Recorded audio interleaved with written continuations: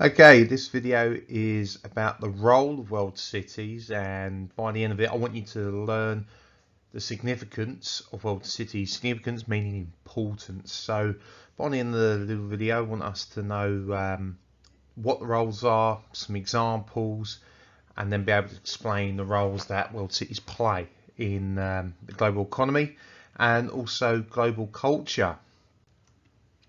So going back to our definition, what is a world city? Again, a large city that has importance to the operation of the global systems of finance, trade, politics, communication, aid, tourism and entertainment. So when we're talking about roles, then we're talking about how a world city operates and under those categories.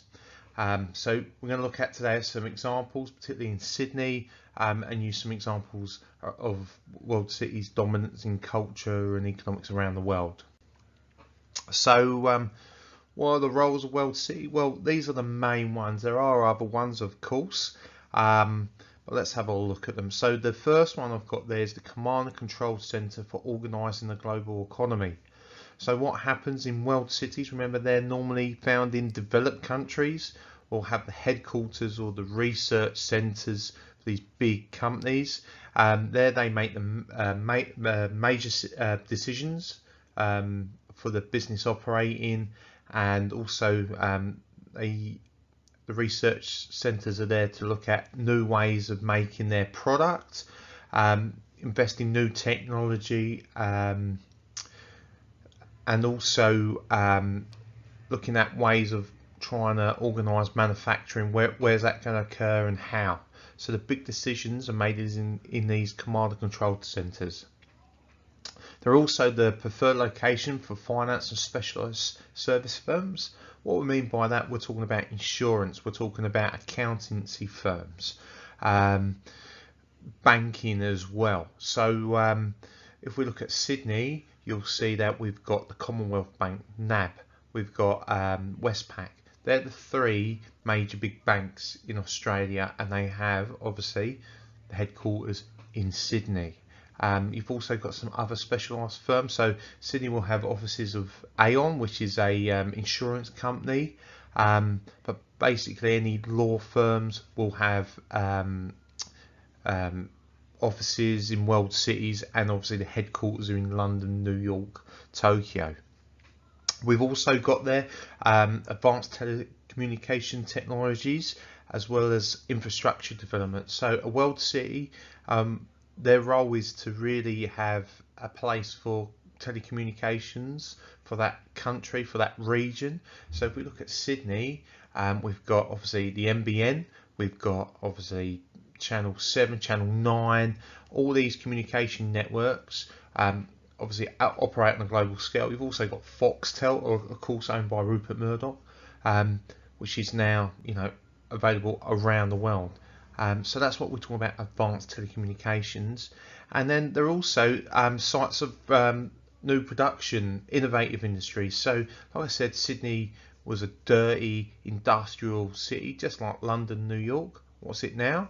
It's a site where we have these innovative industries. So we're talking about new technology to improve the way computers operate. We're talking about improvements in 4G networks. We're talking about changes in how TVs, ultra high D televisions. All these different industries need places in world cities to operate, and that's what a world city does. And also they then provide the market for products and innovations. So if you look at the Apple stores, the vast majority are in Sydney. Why? Because that's where they're going to sell the most products. So when there's a new Apple iPhone, or where the TV cameras go to, they go down to the Sydney Apple store because people are queuing up wanting to buy that product. We've also have our media outlets, like I've said before. We've talked about Channel 7 and Foxtel. World cities are the headquarters of these big international media outlets. So when we're talking about media outlets, we're talking about obviously the news, the big ones around the world: BBC, Fox News, and ABC, but ABC America. And then of course the last two, a bit surprising, and people forget that world cities aren't dominated in economics but also culture. They're the home of the major sporting events. For example, the Olympics. They are given to a city. London, Sydney are two examples. London's hosted the most Olympics than any other city. And also, when we talk about powerful centres of cultural authority, they're place where there's lots of theatres, there's lots of arts. So I've just put some pictures in here to illustrate that point. So obviously Sydney and London were hosting the Olympics. You can see how much infrastructure was needed to host those two. And then when we're talking about theatres, look at these two pictures from Broadway in obviously New York. The number of theatres all clustered together with all these shows on all the time. Where if you compare it to Sydney, they're travelling. They're only there for a set amount of time. And in London, very famous, it's called Theatreland. We've got Shaftesbury Avenue and Drury Lane in the city of Westminster, where again they have a big concentration of theatres. Again, they're cultural authorities as well.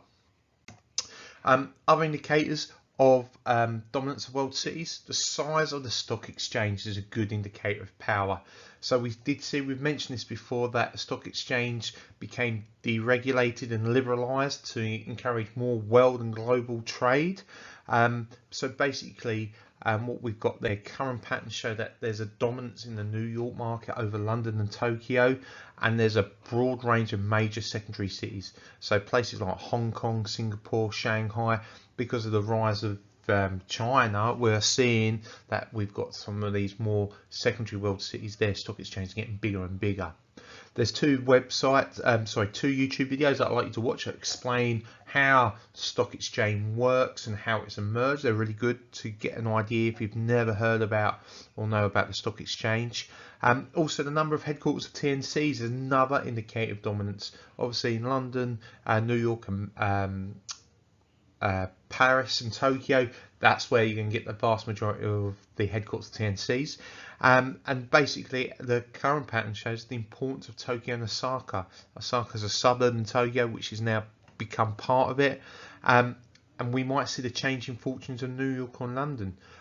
We've already said Paris is debatable, it's an emergent world city, but so too is Munich, but Paris is a bit further in front. So that's what could potentially happen in the future. Okay, that's the end of the video. So yep, thanks for listening.